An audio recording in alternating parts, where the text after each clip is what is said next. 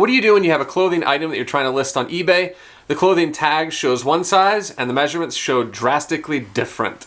Well, if you list it like it is, there's a great chance you may get a return. But you still want to make sure that you make the sale. So let me show you exactly what I do. Before I get into that, my name is Jason and I'm a full-time eBay reseller, and I make videos just like this to help you and others in their reselling journey. So if you'd like more videos, click the link below to get subscribed and like this video if you end up finding this information valuable to you. But let's go ahead and get started. I've got this shirt right here. It's a vintage Pendleton shirt. And what I've noticed with some shirts like this is when you have a shirt that's really old, it's vintage, 20, 30, 40 years old, the size is going to be different than if you were to go buy a Pendleton shirt today.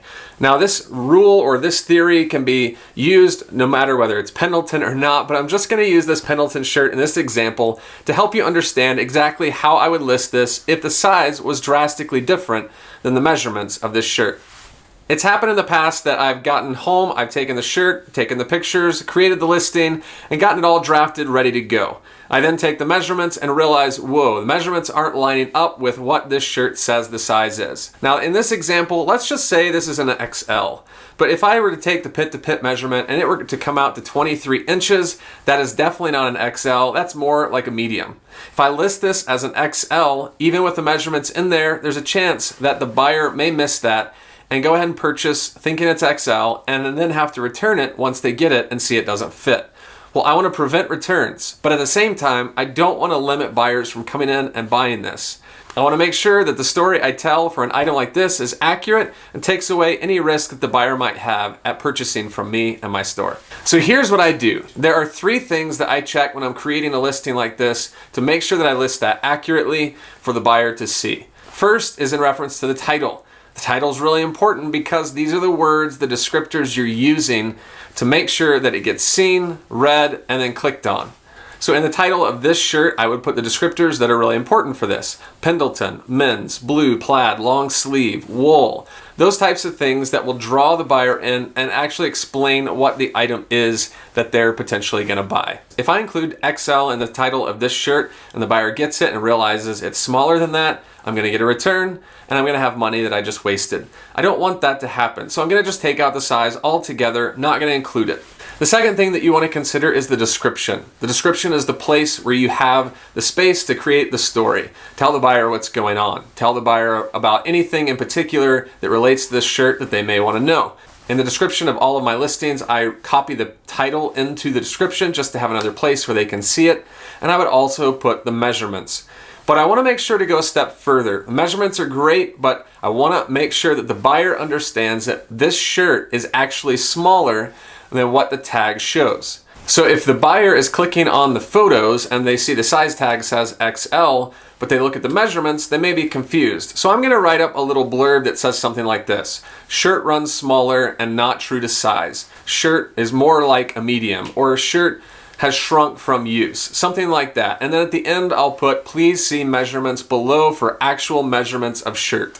And that way, if the buyer has any doubt at all or any question marks as to whether this item is going to work, they can at least see the measurements and double check on themselves to see, is this the size they need?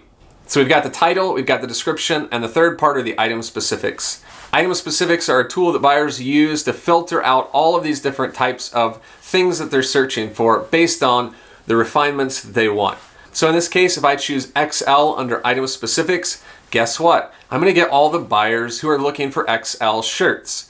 So those buyers will see your listing, they'll click into it, they'll read, and they'll go, oh, this shirt runs smaller, it's more like a medium, this isn't going to work for me. And therefore, you've lost the possibility of a sale, because if someone is an XL in size, they're not going to buy a shirt that would be medium in measurement. So in the item specifics, I always list the size that it now is. If this shirt, which says XL, actually measures closer to a medium, in the item specifics, I will put size medium. Now there's gonna be some discrepancy because the pictures of the tag are gonna show one size and the item specifics are gonna show another, but as long as you have that blurb in the description, as mentioned before, you'll be fine. The buyer will understand the story that you're painting for them and they won't have any suspicions as to what's going on with this item. So that's how we think like a buyer when we're listing items where the measurements are not like the size tag. For me, this really hasn't happened that often. It's very infrequent,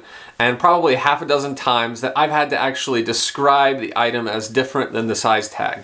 So this isn't going to be something that you run into a lot unless you're buying someone's old vintage wardrobe where the size is just going to be different. So that's a quick tip for you on listing clothing where the measurements don't fit right.